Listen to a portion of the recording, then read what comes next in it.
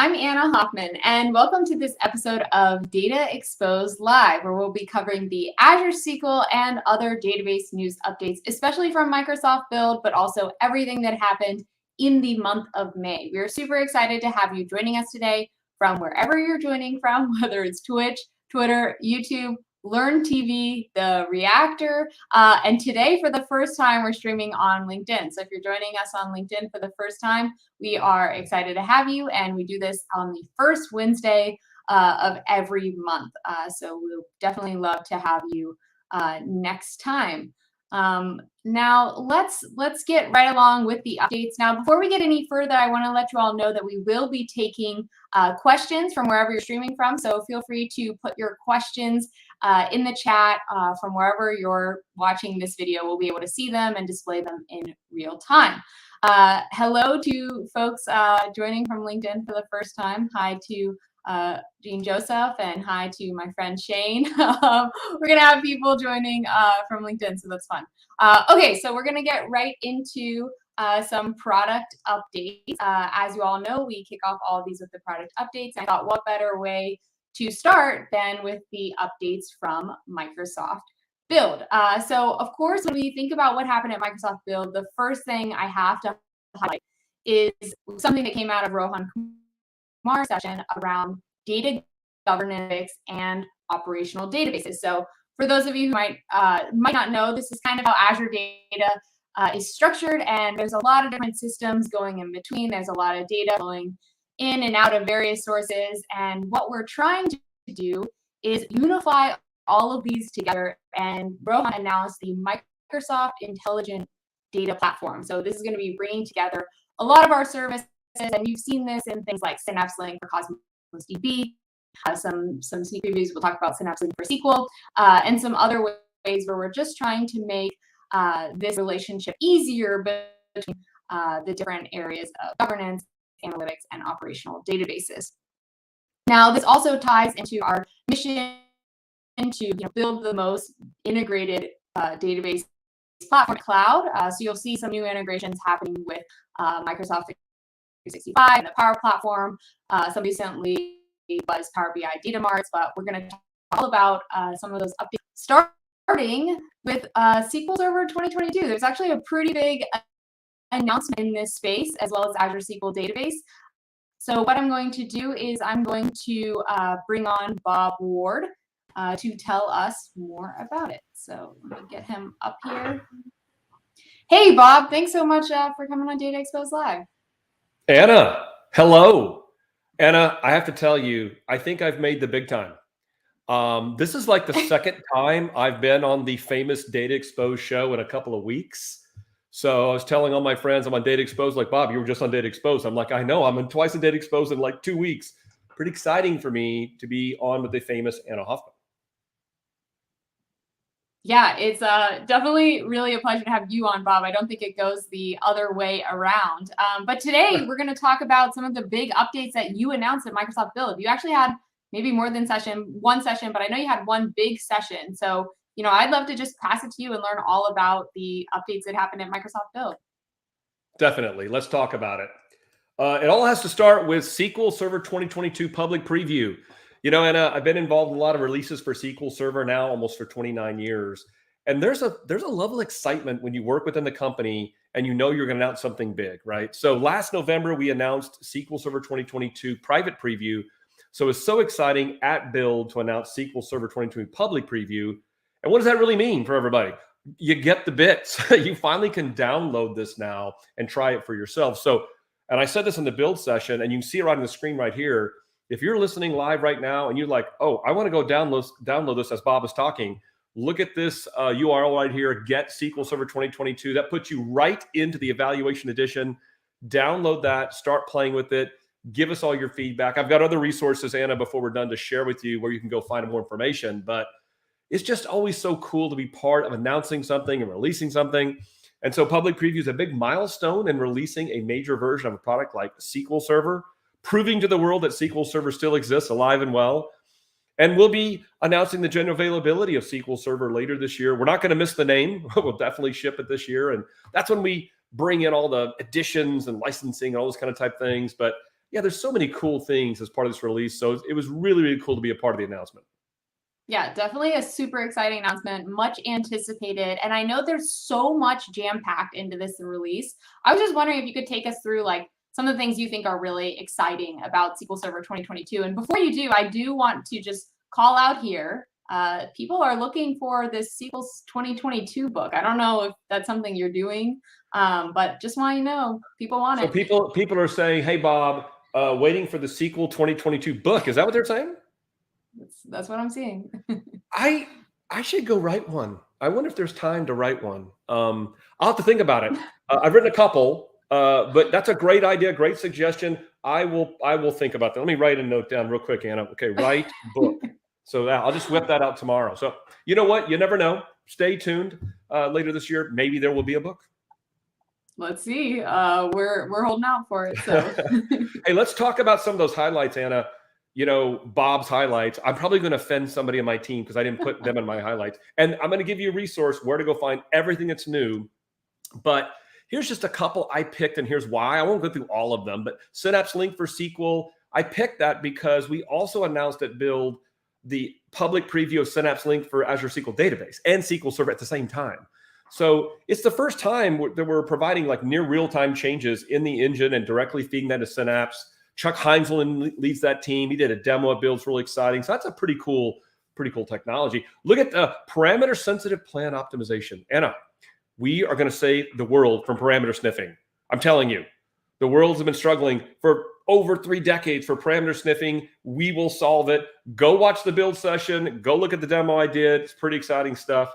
SQL Ledger. I picked that one because we announced the general availability of SQL Ledger for Azure SQL Database. And if I'm not mistaken, there's somebody coming on your show later to talk about Ledger. Is that right?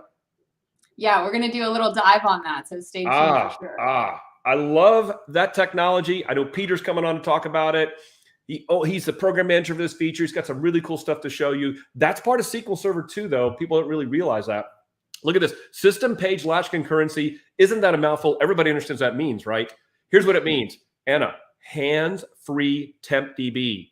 That's my challenge for the world. Can we finally make TempDB hands-free? That is what we're trying to do here. So take a look at that. I've got some demos, not today, but you can go look at to see how that works. Contained availability groups. Oh my gosh. People had little tears in their eyes when they saw this, Anna. People were like, they were either saying, finally, or excited. This is the ability now, if you have an availability group, to have your system objects like link servers and agent jobs and be part of your replicas. That's pretty cool. S3 data virtualization. This is really significant stuff. S3 object storage being very popular in the industry.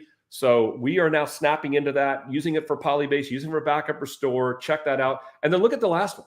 Not necessarily tied into SQL Server 2022, but SSMS is alive and well. And there's a new version of it. There's a new preview. Our friend Aaron Stellato put that up there for public preview this week. So check that out, a new version of Management Studio. These are just some of my highlights as you go look at the technology you might want to think about. That's awesome. I mean, definitely a lot here. Already, we've got some comments in about happy to hear about parameter sniffing being addressed. Yes. We also had a quick question. Sure. I think I'm not sure what the first question means. I think they meant MDS and DQS upgrades. But the second question was, does the public preview have a community edition? Yeah, just real quick on DQS and MDS, no upgrades, no enhancements there. Still works with the product. What comes with public preview is the evaluation edition you get to use. Now, Azure Marketplace images are coming soon. They'll have a dev edition in there. But when we go generally available, Anna, we'll have dev edition, evaluation edition, express, all those editions. Those come at general availability. But right now, when you just go to the Get SQL Server 2022, you get the eval edition of SQL Server. Got it. Makes sense. Thanks, Bob. Yeah. All right. So this is SQL stuff, Server. Right? Yeah, like a lot of stuff going on. But I know it's not the only thing that we're working on, right? There's a lot going on in the cloud space too. Can you take us through some of the Azure SQL database announcements? Yeah, it was kind of fun to do that build session, by the way, because databases are still my jam. I don't care if you're running SQL in the cloud or on premises. So, Anna, we packed in the build announcement so many cool things for developers. It's pretty amazing. And I like to think of it from a challenge solution perspective. Look right here. Developers need seamless data access to integrate data and DevOps. Look at all this stuff.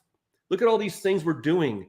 How about a local development experience? How about an Azure SQL Database emulator using containers? build on your laptop, right? Push it up into Git or push it up in Azure SQL database. Our colleague Silvano calls it the inner loop and the outer loop of doing development. That's pretty exciting. Look down here at private preview, Azure SQL DB external REST endpoints. This is really cool technology, Anna. This is going into the SQL engine through T-SQL stored procedures and pushing out data to REST endpoints. So now you can just rely on server-side programming to push any data to any REST endpoint that you can imagine you can build or use in the cloud. That opens up a huge surface area to developers. Really excited to see that. There's a private preview for that. You can look that up. And then, of course, general availability of Azure SQL Database Ledger. So many rich things for developers on this list right here. It is probably some of the largest types of announcements we've made in the Azure SQL database space because we want developers to think that it's the preferred database platform in the cloud. Yeah, I mean, definitely amazing to see all of these updates, like literally so many updates, and the developer ones especially are exciting for me. And I've gotten to play with them a little bit, but I'm excited to see a little bit more of what's there. So Bob, kind of as we kind of wrap and people are trying to wrap their head around all the things that you just talked to us about, like how should they go get started, whether it's getting hands-on with SQL Server 2022 or learning more about, for example, the REST endpoints capabilities, what should they do? Sure. So I put up some resources for you together. First of all, for SQL Server 2022, we talked about the first one. What about the second one? That's a link for the What's New documentation page. We've done a really good job of listing everything we've poured in the public preview. And by the way, Anna, this is the first version of the public preview, CTP 2.0. We'll be releasing some subsequent public preview versions coming up. So keep track of that. We'll do that there. And you see, of course, the data exposed. We're doing a mini series with you about SQL Server 2022. And the demos link that I have here, SQL Server 2020 demos, that's my GitHub repo for some scripts you can use right today. Test out parameter sniffing, test out DOP feedback, test out the hands-free temp DB. Go there today. I'm going to keep adding to that as well. Here's the Synapse link for you to go try and look more about how that technology works. And then here's a general link for Azure SQL Database. Point off from there and get all those other rich resources. Our team also has some great blogs that we do that talk about every one of those features for Azure SQL Database. And I forgot to mention, we did this, Sirat did this amazing demo on dynamic lineage, which is a really cool technology with Microsoft Purview. Go check out that build session, because if you've got some code looking for dependencies across your enterprise, dynamic lineage is a great feature to do that. So there's so much stuff to learn, and it's going to take people a while to go through this stuff, but we've got a lot of resources for you to go actually do these things. Awesome. Well, Bob, thanks so much for coming on, telling us all about the updates. It's such a pleasure. And, I'm glad your build session is over, and I'm sure you're looking forward to whatever next it is that you're going to build, maybe building out those demos or writing a book. I don't know, but feel like you're going to be busy. Maybe I should come back on Data Exposed again sometime. I think probably, yeah. Anna, great to be here. Thanks for having me on your show today. I appreciate it. Awesome. Thanks so much. Always a pleasure to have Bob on. And if you're wondering how you can keep track of all these resources, we're going to post them all on our blog, which actually should already be live at aka.ms/news update. And before we go into some of the other updates, I just wanted to give a quick shout out to all the people that are saying hi to us from wherever. So Elizabeth, we've got Bjorn. I'm going to stop pronouncing people's name because I know I won't do it right, but we've got people from all over saying hello. So it's just like so exciting to have you all joining us and see the news and be excited about SQL Server 2022 and all the announcements. So let's keep it moving. We'll keep rolling with the announcements. I wanted to talk about some other database updates. So we talked about Azure SQL Database, and we talked about SQL Server 2022, but there's a lot of other stuff going on. For example, we announced Azure Arc-enabled SQL Managed Instance Business Critical Tier General Availability. We're going to have more information on this later in the show, so you want to stay tuned. But in the other database space for Cosmos DB, some of the big updates were these enhanced elasticity features, including an increased serverless container capacity up to 1 terabyte in size. This is increased from 50 gigabytes. So 50 gigabytes to 1 terabyte, we are letting you scale there. Some other things like hierarchical partition keys, burst capacity for handling traffic spikes by taking advantage of some of your unused throughput. some other things around partitions, a lot of things happening here in addition to some additional Python support and MongoDB in the API space. With that, we also had quite a few Azure Database for MySQL flexible server updates. So if you're not familiar with this service, is the ability to run MySQL as a PaaS service on Azure. A really awesome product. I've been learning a lot about it myself in the recent months, but I'm no expert. So to talk about all these updates that you see, I'm going to bring up Shreya to tell us all about it. Shreya, thanks so much for joining us today. Hey, thanks, Anna. Thanks for having me here. It's really good to be back. Yeah, it's great to have you back on, and I'll just let you take it away. Tell us what's new in MySQL. I wanted to first share a couple of product updates with you all. The first big announcement that we had during build is a new service tier for Azure Database for MySQL Flexible Server. So it essentially makes it easier, most performant, and also cost effective to run tier 1 mission critical applications with our service. With business critical tier, you essentially get up to 96 vCores of compute instances. And in fact, in limited preview, we are also offering up to 104 vCores and 100 TB storage. And you can also scale up to like 80K IOPS as well. And in terms of high availability, the failover is cut down to literally half. So that's around just 30 to 60 seconds for your server to be back up and running. So there's so much more to it. It's essentially in a nutshell, you could say it's like 1.5x time performance is what you will gain with this business critical service tier compared to a single server in the same cost. But I'd really recommend you to navigate to MySQL Business Critical, aka.ms MySQL Business Critical, and learn more about it. So this is the first and most important update I wanted to share today. But apart from that, I've got two other exciting updates from the developer experiences side of things. The first one is you can now integrate with ADF and Synapse Analytics, Azure Data Factory and Synapse Analytics with MySQL Flexible Server. You can copy data from and to the flexible server. You can also use data flows to transform data and so on with ADF integration. And the third one, and another exciting one, is Azure Service Connector support. I'm not sure if you're all familiar with it. And for those of you who are not, I'd just love to quickly show you how it works. Now, consider you have your application on App Service or on Azure Spring Cloud or even on Azure Container Apps. And if you have to connect this application to a backend service, again, the backend service could be Azure SQL, MySQL, Postgres, it could be Cosmos DB, and any other storage resources as well. Now, if you have to do that, essentially, and typically what you would have done is gone to the configuration section and put in the database information either in application settings or connection strings, right? Now, that is how the underlying application would have accessed the database information as environment variables. Now, there's a lot of issues that could go wrong here. One, you have to enter all this manually. There's a lot of room for error there. And there's no way to validate this connection. There's no way to check this connection before you actually deploy the application. And even after you deploy the application, there's no way to monitor the connection or to continuously validate if the connection is still working, to find connection issues or even to fix them, right? So that is where our team has actually one of the teams in Azure. The most exciting thing is the service connector that has been recently released. And this again, this is where I want to say MySQL Flexible Server is also supported here. You can essentially create a connection from within this pane. You select the service type, that is the backend database that you want to connect to, or backend resources like storage resource, etc. as well. So here, let me just show a quick demo for MySQL Flexible Server because that's where I'm from.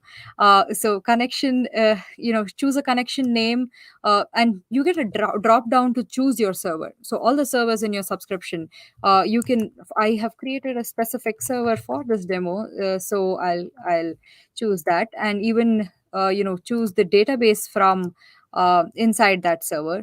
Do an authentication. In terms of authentication here, it's admin username and a password. So I will quickly key that in, make sure that the networking is set.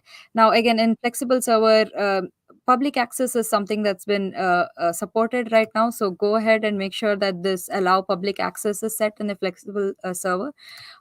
And then just review and create. So you can actually see that the validation is running right here before the connection is even created. And this will really cut down on all the worries that you have, if you've entered the right database information or not. So once it's validated, go ahead and create it. It'll validate your credentials at the space and create the connector for you. It will take a couple of minutes. So I've actually created one for another app service. So once you create the service connector, this is how it will show up. You will see the service connector here. You can add other connectors as well if required. And the connector itself will create all these database application settings for you. So the underlying application just needs to access these as environment variables. You can actually even navigate to the configuration section and have a look at that. So yeah, I am really excited about this, and I think anyone who is trying out connecting your app service or Spring Cloud apps or even container apps to not just MySQL Flexible Server, any other database backend or storage backend, it's really worth a try. Yeah, I also think it's super cool. I was really impressed by this, and I've spent so many hours debugging silly things in connection strings. So I'm excited, and I hope developers will be excited about it too. On the developer front, Shreya, I know last time you came on the show, you talked to us about some upcoming developer updates, and I was just wondering if you could share with us a little bit more about those. Yes, definitely. Like, super excited to share this. A lot of resources that we released just in the last month. It's a huge team that has put its efforts into it, and I'll walk you through all those resources now. The first one being the MySQL developer resources page.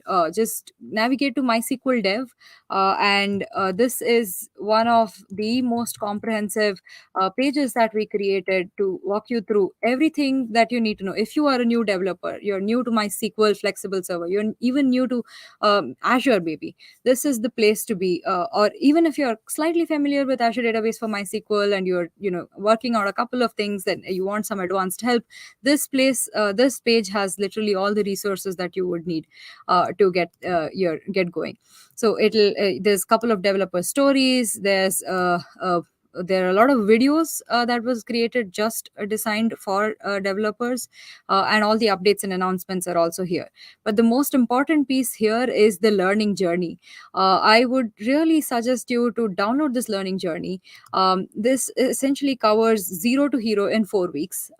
For each week, it's a 4-week journey. For example, the first week it's the basics. Second week we're getting started with Azure as well as Azure Database for MySQL. When I say Azure, what are the different places, what are the different services you can deploy your apps to, stuff like that. And then week 3 is actually end-to-end development with Azure Database for MySQL. And finally, it's always good to follow best practices. Don't reinvent the wheel, right? Follow the best practices for monitoring, performance optimization, high availability, security, etc. And each of these weeks, what you have is a detailed, curated set of videos that you can watch. People like me, I mean, I'm more comfortable with watching videos and learning than going through long text and documentation. So watch the videos that we have curated for you, both on the MySQL side as well as developer side. Then we've got few learn modules that you can try, not just on MySQL, but also in general about Azure. And then a lot of quick starts and tutorials. And it's the same format for all the other weeks. So I'd really suggest that you go ahead and download this and get started right away. But what it actually contains, the next 3 developer resources that I'm going to share is actually part of this link. So if you have this link, I think you will get the links to all the others as well. But we created 2 new video series and published them last month. Again, because I know a lot of our audience who would really prefer to study from videos. We created one beginner series and one developer essentials. Let me just show you how this looks. I close that. The beginner series is more in terms of, let me just navigate to that. Yeah, the beginner series is actually will give you a good overview of everything that is Azure database for MySQL, its key features, concepts in detail with demos, and also look at few tutorials and to create, to connect and query from your applications or to integrate with app service, AKS, etc. And the developer essentials series is a little more developer focused, which will give you a good understanding of what are the different application patterns with MySQL, how do you deploy these applications on Azure, connect with web apps or deploy web apps or microservices, look at security, monitoring, etc. So these two sets of video series is something that you should definitely tune into if you are someone like me, really more comfortable with learning from videos. And the third one is the developer guide, which is the comprehensive guide for everything MySQL, everything development with MySQL. Now, this guide again can be downloaded directly from here. It's in the form of a really neat textbook. For those of you who want to go back to that, school learning phase, this is literally a textbook for you with different chapters. And what it covers is an introduction to MySQL, getting started, and then in the end-to-end application development section, what we have done is there's a sample application. It's a food delivery application, and you will be able to build that application and go through the entire journey, right from hosting that application and MySQL on premises, then moving it to VMs, then moving it to app service, container apps, and finally modernizing it in AKS. So this whole journey you will be able to do side by side with us. We've got all the samples and code ready for you, and we've got a really good set of tutorials. So would suggest to go through this and finally also look at the best practices, troubleshooting, etc. It's quite detailed, and I can guarantee anyone who goes through the entire guide, I think, will be really comfortable developing MySQL applications on Azure. So that is the third one that I wanted to share. And then finally, Microsoft Learn modules. When I was new to Microsoft, when I was new to Microsoft products, the first place that I went to learn about Microsoft products was Microsoft Learn. So the in That's why we created, I think, 3 modules specific to Azure database for MySQL. The first one is an introduction to MySQL, just the basics. The second is to get started with MySQL. There's a detailed exercise on how to connect to provision and to connect to Azure database for MySQL. And the third one is how to develop applications with MySQL, Azure MySQL. Here we'll cover how to query from your applications, how to choose the right Azure service on Azure. We'll even look at how to deploy your application on Azure on these services.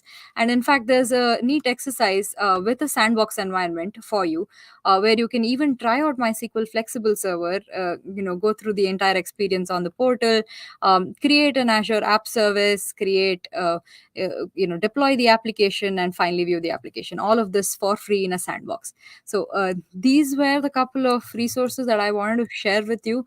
But again, I want to say that go to MySQL Dev, and that is the place to start. You will get all these resources under there, and download the learning journey and get started today.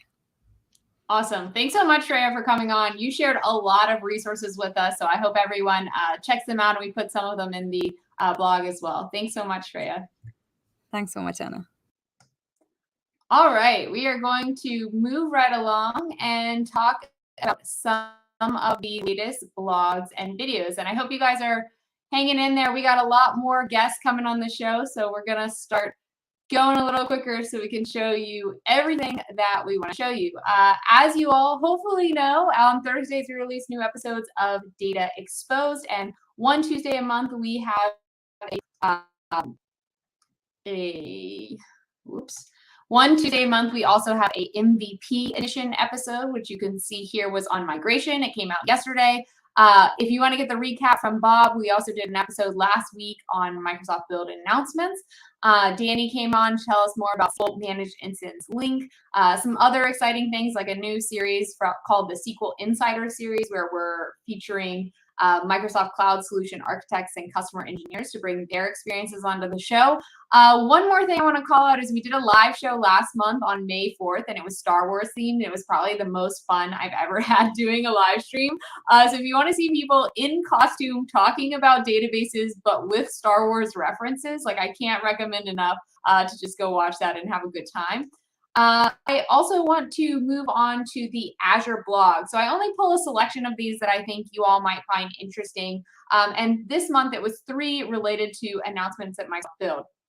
So there was the one from Rohan Kumar, if you want to learn all about the Microsoft Intelligent Data Platform and our strategy there. There was one about application updates, which I thought you all might find interesting, from Scott Guthrie, and one about tools for developers, which I also found interesting because Kathleen talked about three things that are shifting left for developers, but I think it really applies to anyone working in the cloud. One is security shifting left, collaboration anywhere, and agility and productivity. So across all the on Azure SQL Database for developers, MySQL for developers, we're also seeing across apps and kind of our whole stack of products at Microsoft.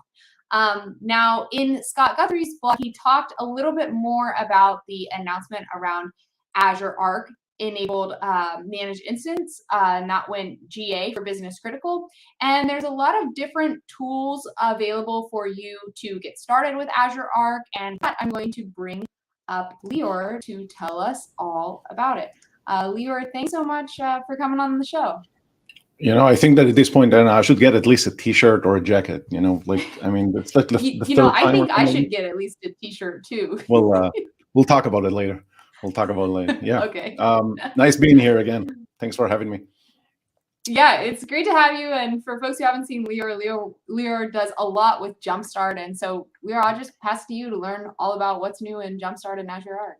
Yeah, so, like you mentioned, Build was a jam-packed event in terms of the amount of announcement, as always. And specifically with the context of Azure Arc, one of the biggest announcements that we had around that was kind of a hero announcement, was around the Azure Arc-enabled SQL managed instance with the business critical tier going into GA. For those who don't know what it is, it's basically our way to deploy SQL managed instance on top of Azure Arc-enabled Kubernetes clusters that are deployed outside of Azure. So that's really what, in a nutshell, what the technology is all about. And the business critical tier brings, high availability capabilities, DR, replicas, et cetera, et cetera. So definitely there's a lot of resources around that, which is something that I'm going to talk about.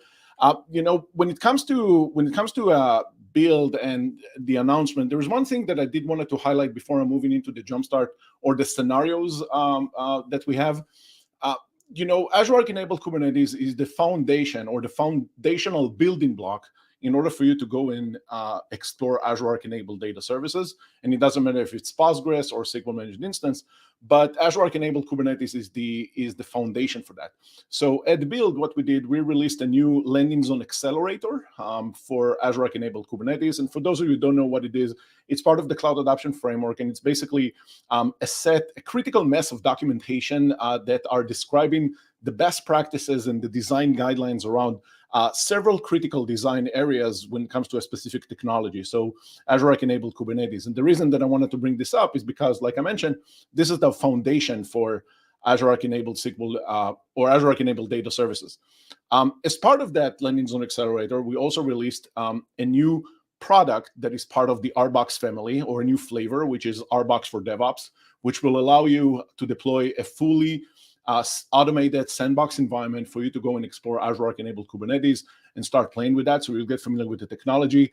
And kind of a quick teaser, we're going to come up with a new flavor in the next few months, specifically for Azure Arc-enabled data services. So definitely stay tuned and watch that. So that's really kind of where we're getting started with that, Anna. And I think that just kind of good segue to take us down to the data services side of the house. I always like to come and talk to you about the specific things that we're doing for data services, because, like I always said, this is, at the end of the day, Data Exposed, and I want to be focused around this type of stuff. So, with the Azure Arc Jumpstart, we're trying to give amount of attention to each and every one of the Azure Arc technologies. Data services is a really interesting one because it touches so many aspects of the automations that we're building, and there are so many moving building blocks when it comes to how do you go by and automate this stuff. So in the April-May release, just kind of decided to merge those together. We did few things, or we developed few things to complement the Azure Arc-enabled data services. So I'll go real quick around that. First thing first, if you want to come and contribute to the project, this is an open source community-driven project. So recently we updated our write-up guidelines. So if you want to come build your own scenarios, create your own scenarios, work with the team to see if this is something that you want to contribute to the project, please go ahead and check that out. And specifically for Azure Arc-enabled data services, Anna, first thing first, all the scenarios that we have, all the automated scenarios that we have, doesn't matter if it's on top of Azure, doesn't matter if it's up on Cluster API or OpenShift or whatever Kubernetes distribution that may be, everything is supported with business critical. Okay, so we just want to make sure that you get the latest and greatest, and everything is modular. So if you don't want to deploy business critical, you don't have to. But all the scenarios supports that. Now, as part of that release, we released 5 new scenarios for Azure Arc-enabled data services. We released 3 scenarios around Azure Red Hat OpenShift. So that's one of the Kubernetes flavors that we support. So you can deploy data controller in a vanilla mode. So that's just the data controller. You can go deploy SQL managed instance. You can go deploy PostgreSQL. You can deploy everything together. Doesn't matter. Everything is modular and parameterized. We also released or refreshed the scenarios that we have around integration with Azure Arc-enabled data services and Azure DevOps. So those scenarios will show you how to build pipelines specifically with Azure Arc-enabled data services and how to incorporate those as part of your development process. So definitely something that we were waiting for a while to refresh those scenarios now that we have a lot of new bits. And we also created a new scenario that is part of, it actually got released yesterday, so apologies for not being able to update the deck. We're moving fast. We actually released a new scenario for SQL Managed Instance and DR.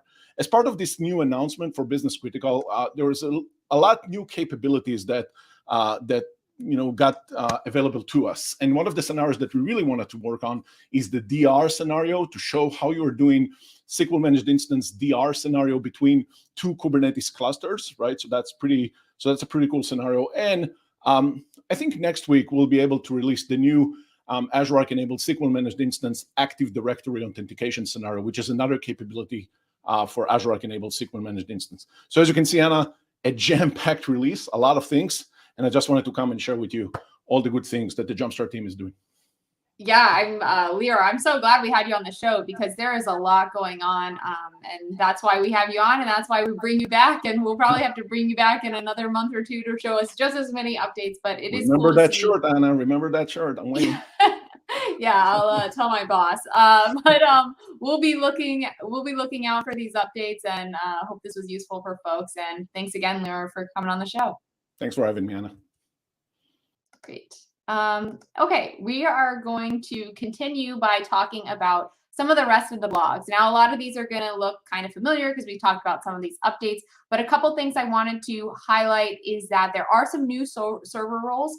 So relatively recently we came out with these, but there are some new ones, including database connector, security definition reader, database manager, and login manager. And this is in addition to definition reader, server state reader, and server state manager. So a lot of different roles. Really, the idea here is to help you make administration at scale easier, as well as helping you adopt those principles of least privilege. I think that's the right terminology. There's also a hotfix if you're using the JDBC driver, so check them out. I won't go into it here.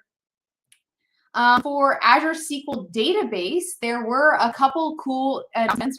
One was about the local developer experience, which Bob touched on briefly. One was around some of the JSON updates. So we currently had some support for JSON, had it for years, but we extended that JSON to include 3 new functions, including JSON path exists, JSON object, and JSON array. So essentially, we're expanding the support based on the fact we have of need in a JSON space. So to that blog for more information. You also heard Bob about the new SQL database private new support for allowing native integration with REST endpoints. Again, not going to have time to get into it here, but there's several blogs actually across the Azure SQL Tech community and Azure SQL Database Dev blog, and you can find the links to all of these in our news update blog.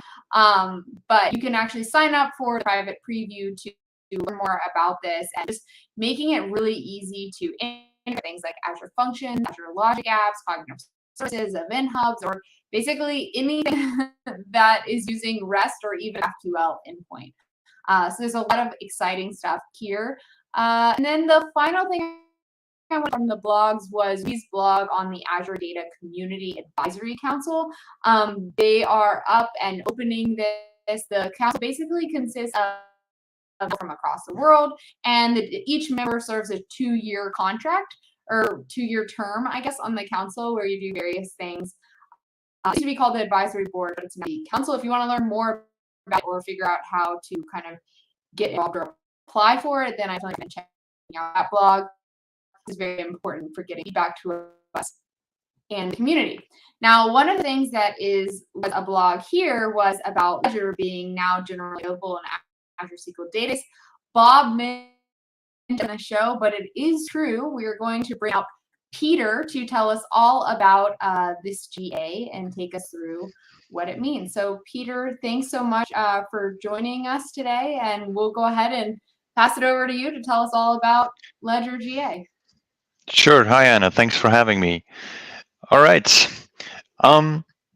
What's Ledger all about? So let's start with a question, right? How are you 100% sure that the data that is inside your database can fully be trusted and that nobody has actually tampered with the data? So looking at my previous life, I was a DBA and I literally had like full-blown system administrator permissions on all the databases.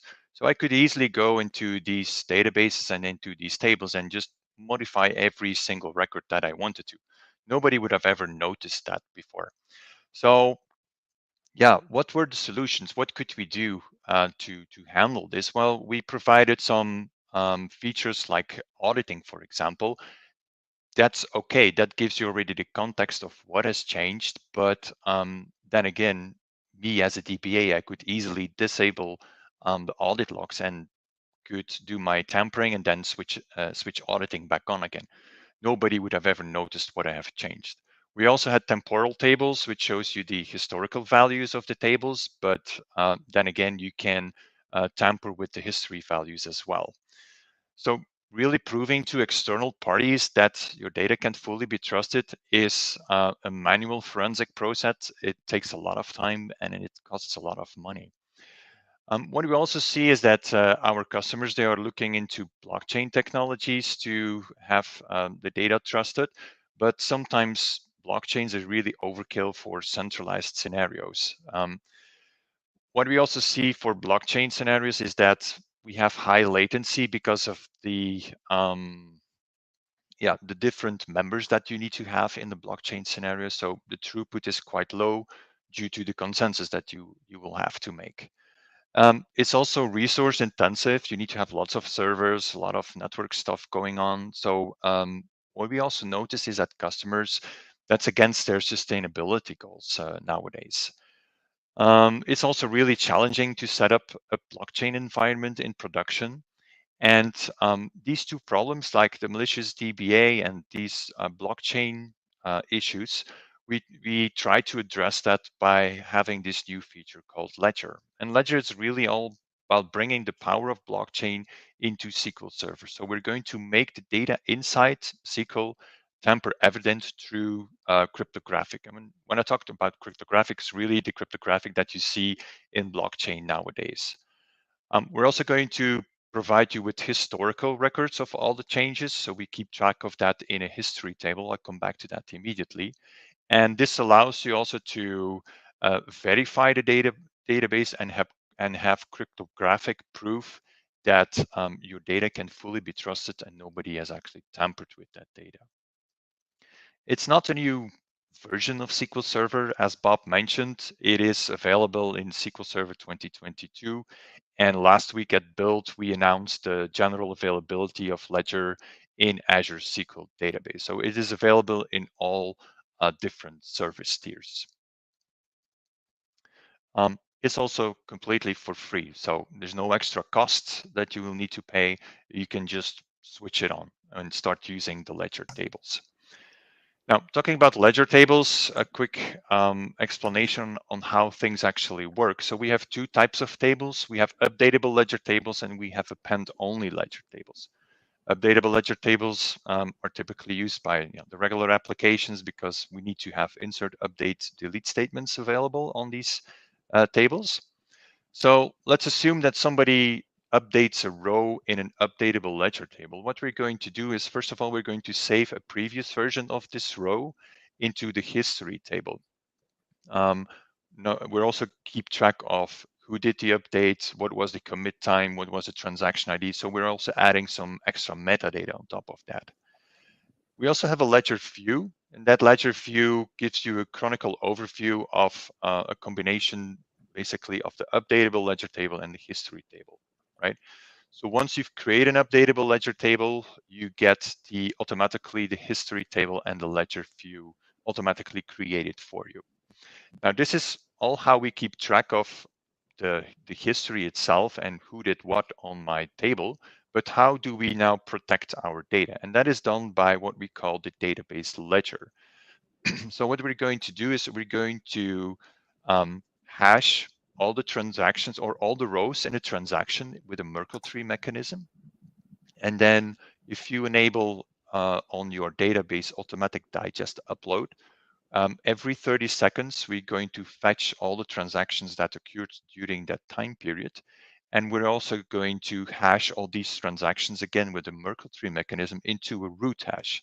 And that root hash or a block is then linked to the previous block that we've created like 30 seconds ago. And that's how we built that blockchain under the hood. And that's how we built, or that's how the data is cryptographically protected.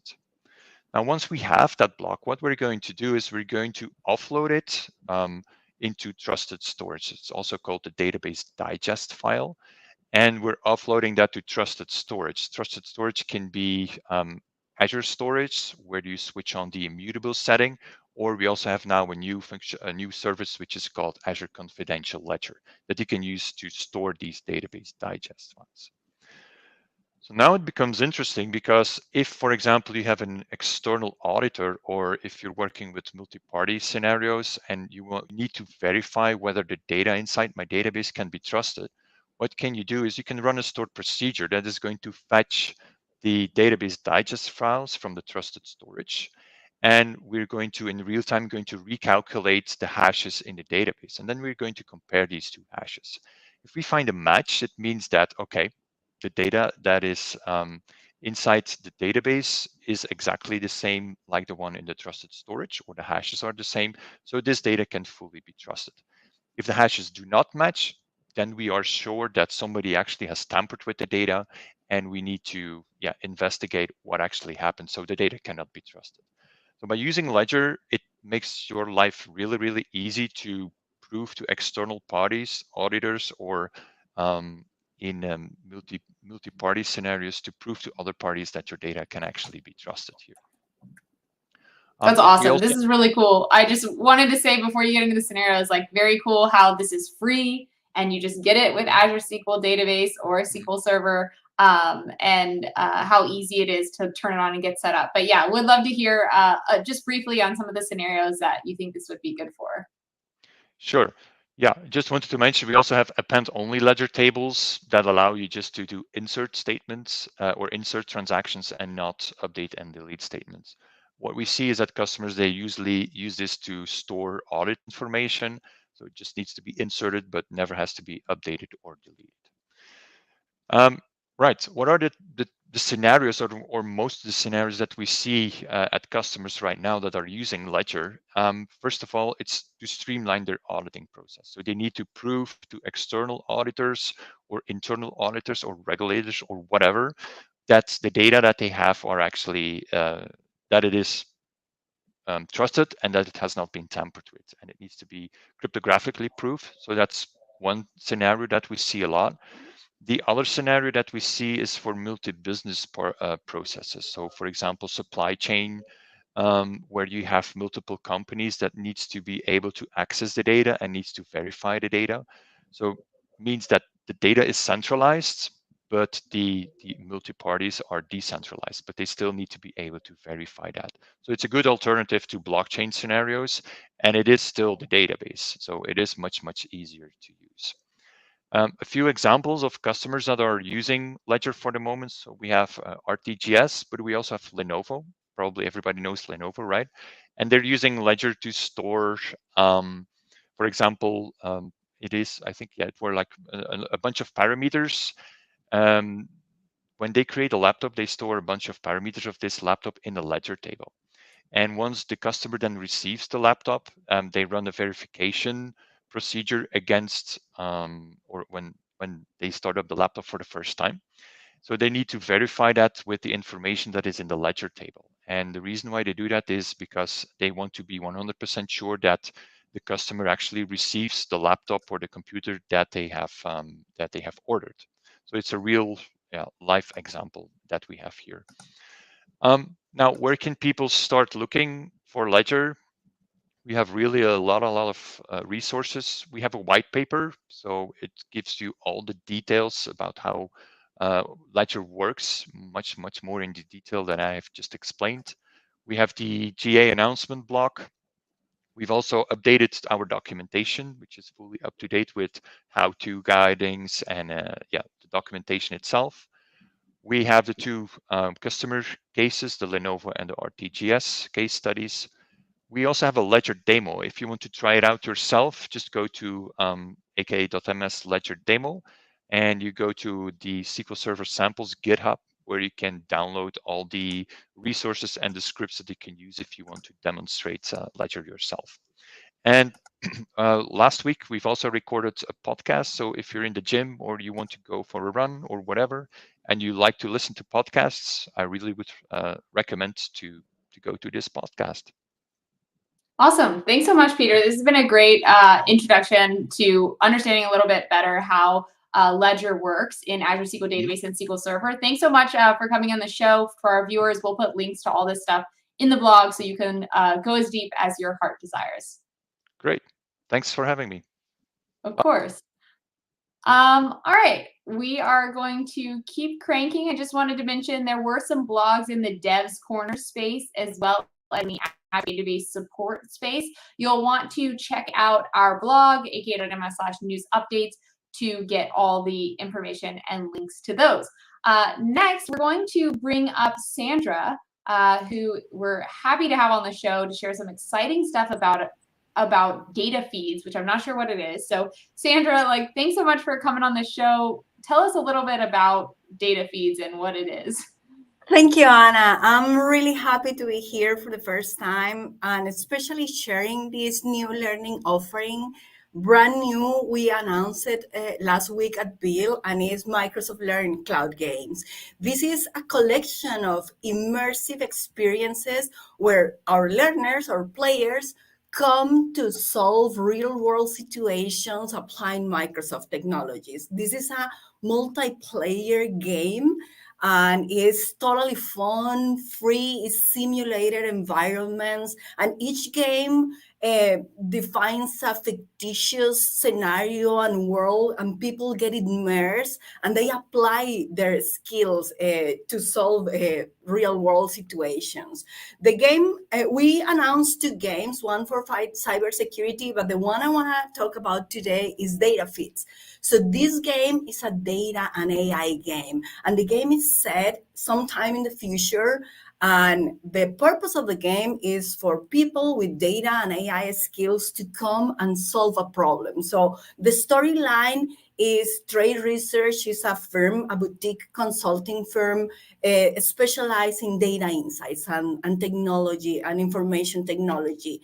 And they have set a goal to solve or to help address one of the biggest problems in the world, in our world today and in the future probably, which is food waste. So they bring all their data engineers and data analysts and data scientists, and they put them together to create models and apply machine learning and use Synapse Analytics and Microsoft Power BI to create models to help solve the problem of food waste. So what happens in the game is that you come and you play and you immerse as one of the employees of trade research. You play the character of one of the employees, and these employees are data engineers, data scientists, data analysts. So you come and apply your skills and you play the game, you play one of the characters, and together as a team, you try to build models to solve this problem of food waste. So I want to show a video, Anna, if you can play the video, so people get the story. And we want to invite all people that have skills in data engineering, data analysts, data scientists to come and join. We have three gaming events happening in June 15, 17, and 20th. And these are open to anybody who has the skills and wants to come and have fun applying data and AI skills. And we have these events in 3 different time zones. So anybody from anywhere in the world can come and join our games. So if we can play the video and see the storyline, so get people enticed and excited about this new learning offering. Awesome. Yeah, Firm let's in take a the look. hills of New Zealand, history is about to be rewritten. The Heinlock and Key, a secret project, is being incubated. A brilliant team of data analysts, engineers, and scientists is applying data and AI to help resolve a global crisis. In here, data doesn't merely illuminate. Data doesn't just quantify. Data feeds those who need it most. The amazing new game that lets you put your Microsoft technology skills to the test. Data Feeds, a Microsoft Learn cloud game.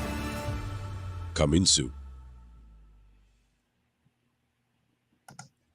Wow, that looks so fun. It looks cool. It looks like a movie and a video game. Like, I'm ready to play. Totally. Come and join us if you have, well, you do have data engineer or data scientist or data analyst skills. If you know how to work around with Azure Synapse Analytics or machine learning or Power BI, you have the skills to come and play and have fun and figure out how to help us solve this food waste situation in the game. So everybody is welcome, and thank you for having me, Anna.